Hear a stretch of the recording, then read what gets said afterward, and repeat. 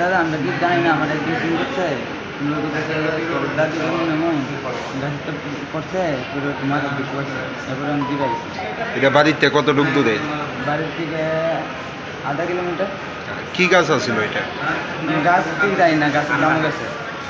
কি কারণে উঠছিল গাছের মধ্যে? ওই গাছের কাম করে। গাছটি কি নিজের ওই না না মানে কাজ করে অন্যরা গাছ কাটে? গাছ করে।